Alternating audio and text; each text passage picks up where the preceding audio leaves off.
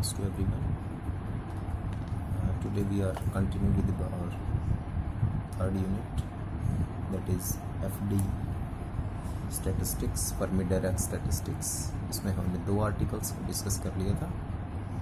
एक तो था कि बोस आइंस्टाइन कंडेंसेशन क्या है, बीई कंडेंसेशन, ठीक है, और उसी के अंदर हमने मैक्सवेल बोल्ट्जमैन को लिमिटिंग केस के लिए डिस्कस किया.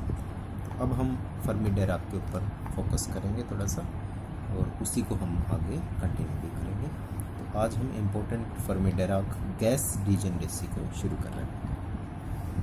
तो आर्टिकल डीजेनरेसी के बिल्कुल वैसे ही हैं जैसे हमने बोस आइंस्टाइन के लिए फाइंड आउट करा था, बस इसमें values according to their formula change हो जाएंगे. So let us start. Fermi-Dirac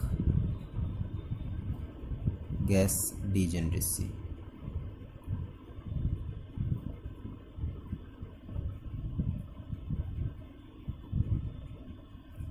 और we can say FD gas degeneracy. ठीक है. फर्मी-डिराक गैस का मतलब है जो फर्मियोन्स से मिलकर बनी हो, ठीक है, फर्मी पार्टिकल से मिलकर बनी हो. FD gas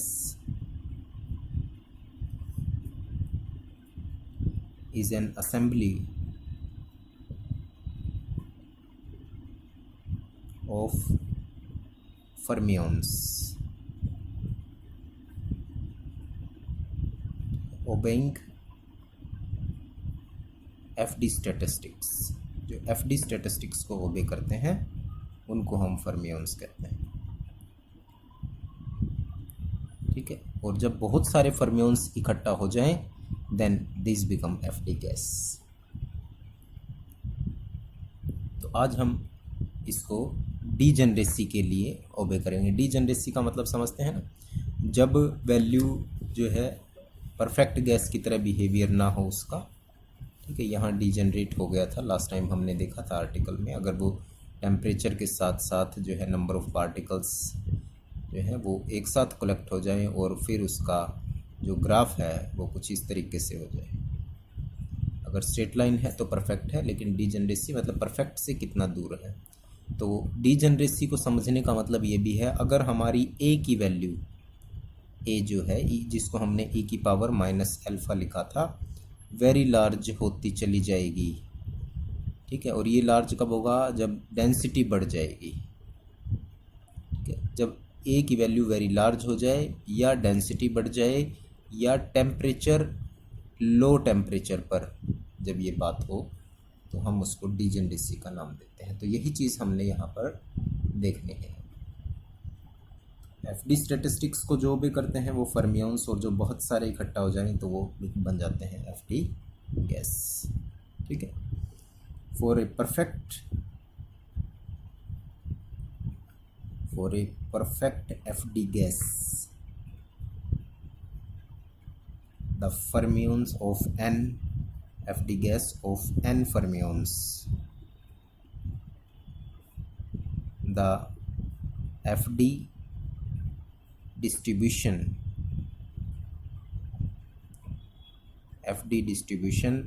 for most probable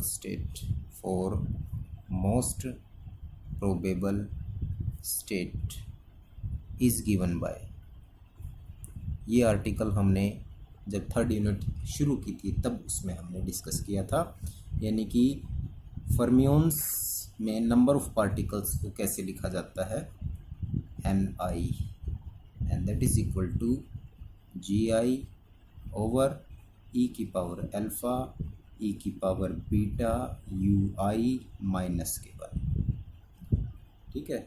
जब हम सबसे पहला क्लासिकल को डिस्कस करते हैं तो वहाँ 1 नहीं होता कभी भी क्लासिकल मैकेनिक्स में. जब हम बोस आइंस्टाइन को डिस्कस करते हैं तो वहाँ +1 आ जाता है, और जब हमने फर्मियोन्स को डिस्कस किया तो वहाँ नंबर ऑफ पार्टिकल में -1 आ रहा है, ठीक है. इसका हम कंपैरिजन सबसे लास्ट में करेंगे भी.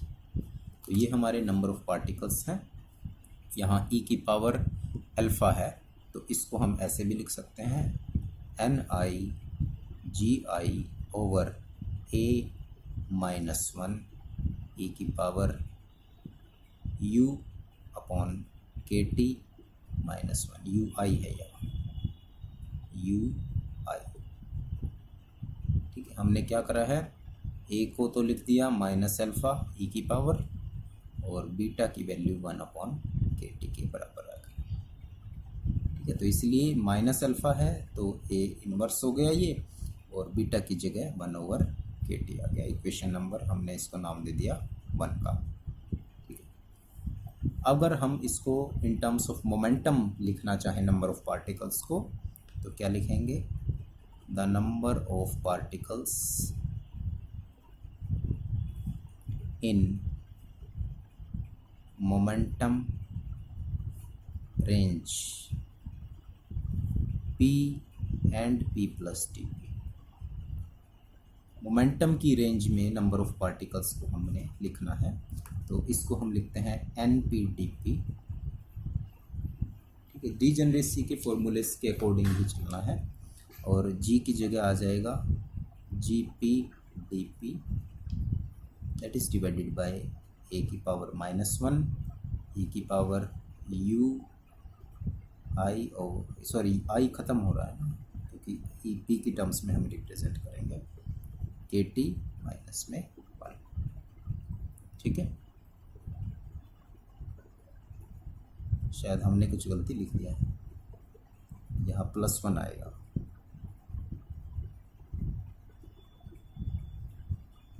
ठीक है, +1 है, तो क्लासिकल में कुछ नहीं आता, इसमें बीई में -1 आता है और इसमें +1 आता है।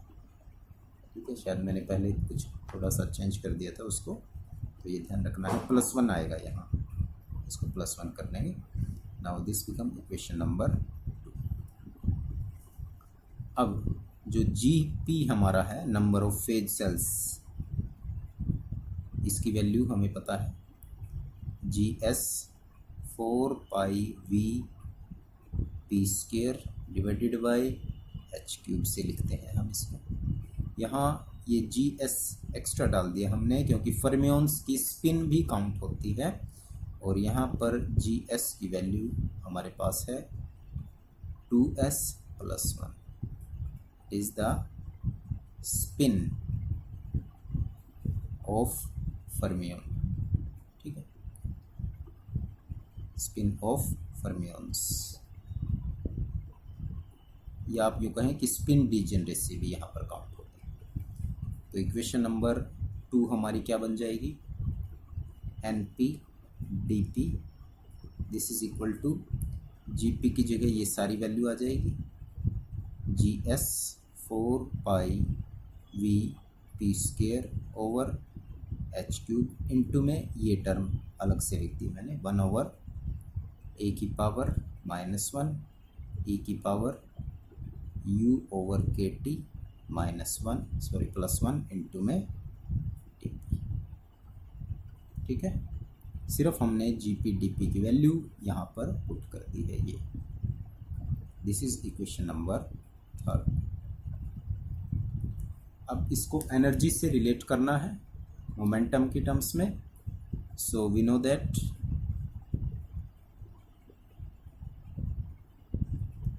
Energy U is related to momentum P by energy और मोमेंटम में क्या रिलेशन है, U is equal to p² over 2m होता है। ठीक है, और इसको हम क्या लिख सकते हैं, p² अगर है तो उसको हम लिख देंगे 2mu, और डिफ्रेंशिएशन कर दें तो 2p/dP this is equal to 2m/du, और dP की वैल्यू निकालो यहाँ से, क्या है, this is equal to dP is equal to 2 से 2 कैंसिल हो गया, m/p/du, और p को भी पुट कर दो तो dP कितना हो जाएगा हमारा, dP this is equal to m/√2mu du। ठीक है, 2mu du हो गया। तो ये हमारी वैल्यू है। अगर हम m को ऊपर लेना चाहते हैं स्क्वायर रूट की टर्म्स में, तो dp को हम ये भी लिख सकते हैं m/2u की पावर 1/2 d, क्योंकि यहाँ इसको हम 2 बार स्क्वायर रूट में लिख देंगे तो एक नीचे से कैंसिल हो गया, तो ऊपर स्क्वायर रूट आ गया और नीचे ये एज इट इज है। तो dp को हमने क्या लिख दिया, dp को लिख दिया m/2u सारे की पावर 1/2 इंटू में du। ठीक है, तो dp की वैल्यू आ गई हमारे पास मोमेंटम की। ठीक है, और हमारे पास p की वैल्यू भी आ चुकी है। तो ये दोनों वैल्यू हम इक्वेशन नंबर 3 के अंदर पुट कर देते हैं।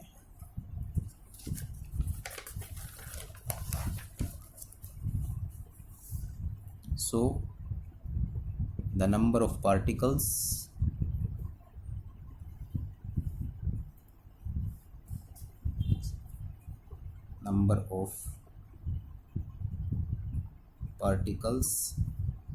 इन द एनर्जी, अब मोमेंटम की बजाय एनर्जी इंटरवल में हमने लिखना है, energy interval between u and u plus du is given by nu du हो गया। अब ये np dp की जगह nu du हो गया। gs as it is 4 pi v upon h cube as it is. ठीक है, अब हमारा p स्केयर था, तो p स्केयर की जगह हमने क्या लिख दिया 2mu। ठीक है, और साथ में जो है हमारे पास dp भी आएगा, तो dp की जगह हमारे पास क्या है m/2u इस सारे की पावर 1/2 du, और नीचे एज इट इज a की पावर -1 e की पावर u/kt प्लस 1। ठीक है, सिर्फ हमने p को रिप्लेस कर दिया, किससे, u से रिप्लेस कर दिया है। ठीक है, थोड़ा सा रीअरेंज करते हैं इनको, nu du this is equal to gs as it is 4 pi v/h cube. अब m को इसके अंदर ले जाएंगे तो m की पावर कितनी हो गई 3/2, m की पावर 3/2। ठीक है, इंटू 2 यहाँ पर है और यहाँ पर कितना है √2, तो इसको 2 बार √2 लिख लें और एक नीचे से कैंसिल हो गया तो ऊपर रह गया हमारे पास 2। ठीक है, और ये हमारे पास क्या है u, तो u भी इसी तरीके से चेंज हो जाएगा, तो हमने इसको लिख दिया u की पावर 1/2। 2u था हमारे पास और ये स्क्वायर रूट 2u, तो यहाँ पर कितना रह गया स्क्वायर रूट 2 इंटू में du, और ये term as it is a की पावर -1 e की पावर u/kt प्लस 1। इक्वेशन नंबर आपकी क्या चल रहा है 4, नंबर 4। तो ये इक्वेशन हमारी एनर्जी की टर्म्स में हमने नंबर ऑफ पार्टिकल्स को लिख दिया है। अब एनर्जी को भी हम चेंज करने वाले हैं x की टर्म के अंदर। Let x this is equal to u/kt, इसको भी हमने चेंज कर दिया, x is equal to u/kt। तो u कितना आ गया हमारे पास, u is equal to kt into में x आ गया, तो du भी निकाल देते हैं, तो du कितना आ जाएगा kt इंटू में dx आ गया। अब एनर्जी को x की टर्म्स में रिप्रेजेंट कर दो, nu du this is equal to gs as it is 4 pi v/h cube as it is, m की power 3/2 as it is into में, अब यहाँ पर देखो u की पावर 1/2 है और u को हमने क्या लिख दिया है ktx, तो 2 की पावर तो एज इट इज रही 1/2 इंटू ये u था तो u की जगह हमने क्या लिख दिया ktx इस सारे की पावर 1/2। ठीक है, और डी एक्स डी यू को क्या लिख सकते हैं हम, के टी इंटू में D X, so K T into में डी एक्स, और नीचे वाले term as it is A की पावर -1 ई की power U over K T और प्लस के 1। ठीक है, now N U D U this is equal to G S V, थोड़ा सा रीअरेंज करेंगे अब इसको, जी एस के साथ मैंने क्या लिख दिया है, वी। ठीक है, अब ये 4 है यहाँ पर। ठीक है, 2 इंटू 2, 2 इंटू 2, और यहाँ पर क्या है 2 की पावर 1/2, तो एक 2 तो बाहर रखते हैं, ये 4 है यहाँ, 2 इंटू 2, 2 और ये 2 लिख दिया अंदर।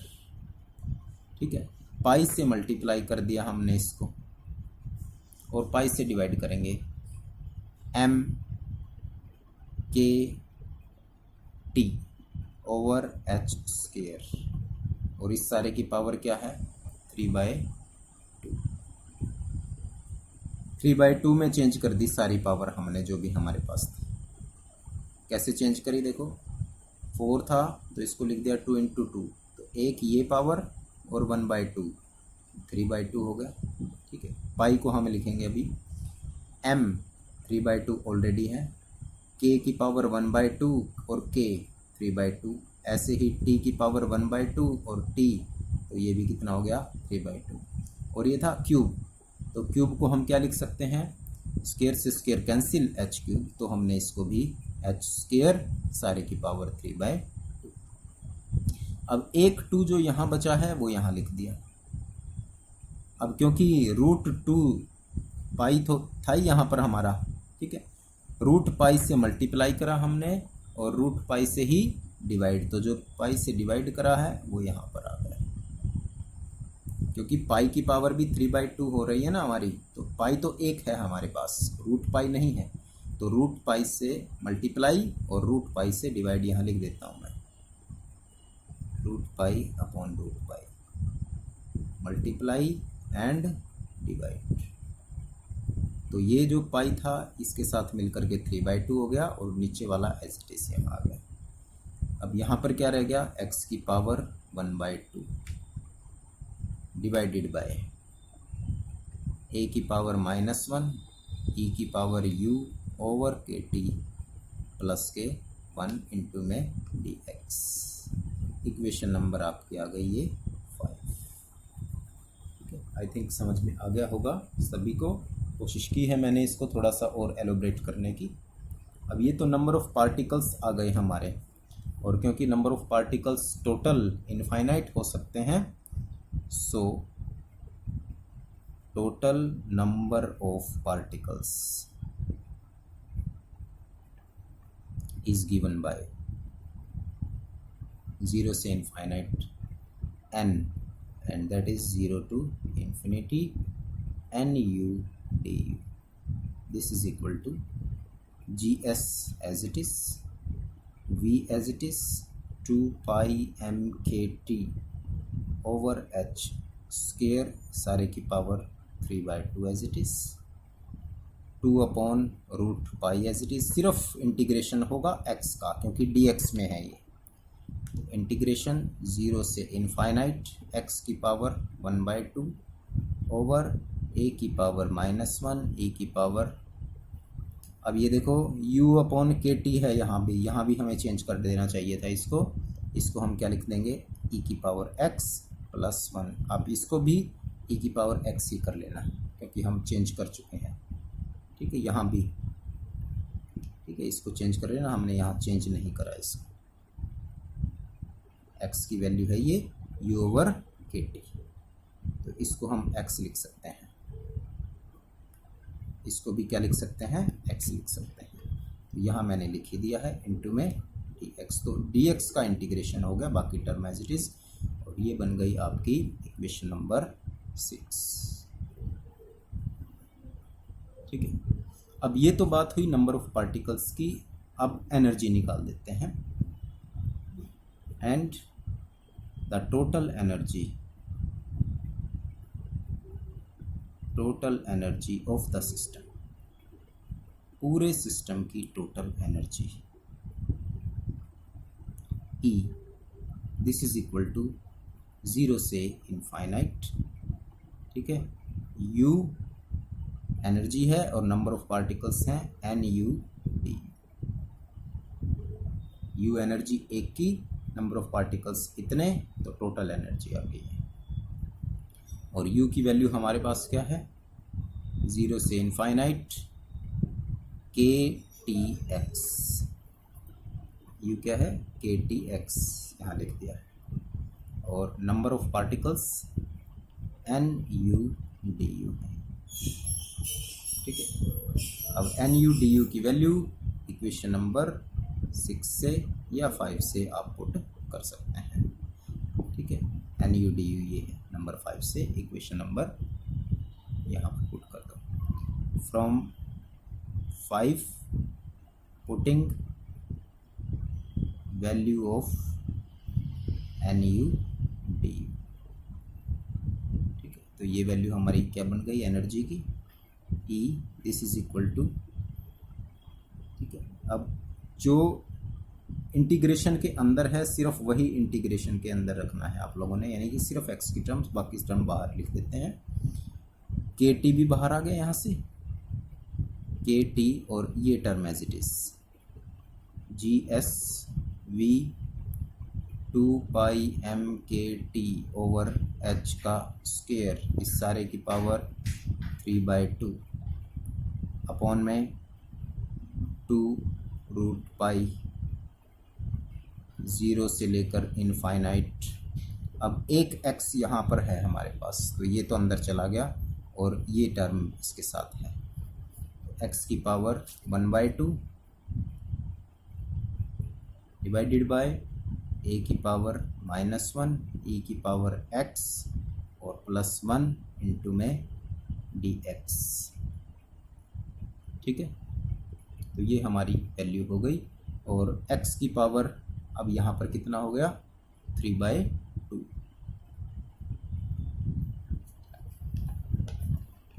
तो एक चीज़ और करनी है, 3/2 से मल्टीप्लाई और 3/2 से डिवाइड करना है, ठीक है। 3/2 से मल्टीप्लाई और 3/2 से ही डिवाइड। यहाँ मैं लिख रहा हूँ, बुक्स में नहीं लिखा होगा शायद, ये टर्म हमने यहाँ पर यूज़ करनी है। तो ये बन जाएगी E is equal to GS, 3/2 से मल्टीप्लाई कर दिया हमने, बाकी term as it is V 2πmkt over h square की पावर 3/2। अब ये जो 2/3 है ये दूसरी तरफ चला गया यहाँ पर मल्टीप्लाई में, तो 2 जा हो गया 4 और नीचे आ गया 3√π बस। तो ये 3/2 आगे लिख दिया और ये 2/3 यहाँ पर लिख दिया, और इसके साथ क्या है, 0 से लेकर इन्फिनिटी। हाँ, एक टर्म और शायद हम यहाँ पर मिस कर रहे हैं, ये जो KT हमने यहाँ नीचे लिखा था ना, KT और साथ में लिखा था, ठीक है। आगे लिख दो या यहाँ पर लिख दो, मर्जी है आपकी, K इंटू T, 0 से इनफाइनाइट, और x की पावर 1 था और ये हाफ, तो 3/2 ओवर a -1 e की पावर x +1 इंटू में dx, and that becomes equation number your 7, equation number 7। तो ये हमारी दो इक्वेशंस आ गई हैं, ठीक है, एनर्जी की और नंबर ऑफ पार्टिकल्स की। एक बार देख लेते हैं क्या क्या इक्वेशंस हैं, उनको फिर डीजेनरेसी के लिए सॉल्व करना है। हमने नंबर ऑफ पार्टिकल्स के लिए ये इक्वेशन निकाली है, इक्वेशन नंबर 6, ठीक है, जिसमें x की पावर क्या है, 1/2, और एनर्जी के लिए हमने ये टर्म निकाली है जिसमें x की पावर कितनी है, 3/2। अब इन दोनों से एनर्जी, नंबर ऑफ पार्टिकल्स और एनर्जी E, इन दोनों से हमने डीजेनरेसी को फाइंड आउट करना है, ठीक है। इन दोनों को हम सोल्व करेंगे अंडर द 2 कंडीशंस, 2 कंडीशंस के अंदर, यानी एक बार n को सोल्व करना है। सोल्व करने का मतलब समझते हैं आप, सिर्फ इसकी वैल्यू को सोल्व करना है, इनफाइनाइट, 0 से इनफाइनाइट इंटीग्रेशन को सोल्व करना है। ऐसे ही इसके अंदर इस वैल्यू को सोल्व करना है, हमने 0 से इनफाइनाइट x की। एन और ई को सोल्व करना है, लेकिन उसमें दो कंडीशन लग जाएंगी। Equation number 6 and 7 are solved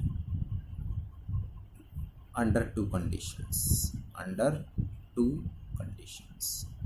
जो डीजेनरेसी की कंडीशंस हैं उनके अंडर इसको सॉल्व करना है। ठीक है, तो इसको हम अभी इससे नेक्स्ट वीडियो के अंदर सॉल्व कर रहे हैं।